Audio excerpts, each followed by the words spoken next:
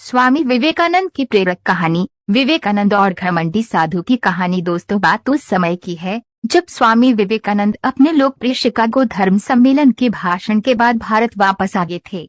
अब उनकी चर्चा विश्व के हर देश में हो रही थी। सब लोगों ने जानने लगे थे। स्वामी जी भारत वापस आकर अपने स्वभाव अनुरूप भ्रमण कर रहे थे। इस समय वे हिमालय और इसके आसपास के क्षेत्रों में थे। एक दिन वो घूमते घूमते एक नदी के किनारे आ गए। वहां उन्होंने देखा कि एक नाव है, पर वे यह किनारा छोड़ चुकी है। तब वे नाव के वापस आने के इंतजार में वहीं किनारे पर बैठ गए। एक साधु वहां से गुजर रहा था। साधु ने स्वामी जी को वहां अकेला बैठा देखा तो वे स्वामी जी के पास गया और उनसे पूछा, तुम यहाँ क्यों बैठे हुए हो? स्वामी जी ने जवाब दिया, मैं यहाँ नाव का इंतजार कर रहा हूँ। साधु ने फिर पूछा, तुम्हारा नाम क्या है? स्वामी जी ने कहा, मैं विवेकानंद हूँ। साधु ने स्वामी जी का मजाक उड़ाते हुए उनसे कहा, अच्छा, तो तुम वो विख्यात विवेकानंद हो जिसको लगता है कि विदेश में जाकर भाषण दे देने से तुम बहुत बड़े महात्मा साधु बन सकते हो। स्वामी जी ने साधु को कोई जवाब नहीं दिया। फिर साधु ने बहुत ही घमंड के साथ नदी के पानी के ऊपर चलकर अपनी शक्ति का प्रदर्शन किया।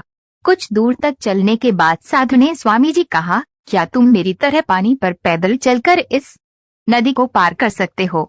स्वामी जी ने बहुत ही आदर और विनम्रता के साथ साधु से कहा, इस बात में कोई शक नहीं कि आपके पास बहुत ही अद्भुत शक्ति है, लेकिन क्या आप मुझे ये बता सकते हो कि आपको ये असाधारण शक्ति प्राप्त करने में कितना समय लगा?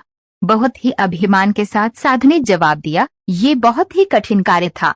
मैंने 20 सालों की कठिन तपस्या और साधना के बाद यह महान शक्ति प्राप्त की है। साधु का ये बताने का अंदाज बहुत ही अहंकार भरा था। ये देखकर स्वामी जी बहुत ही शांत स्वर में बोले, आपने अपनी जिंदगी के 20 साल ऐसी विद्या को सीखने में बर्बाद कर दिए जो काम एक नाव 5 मिनट में कर सकती है।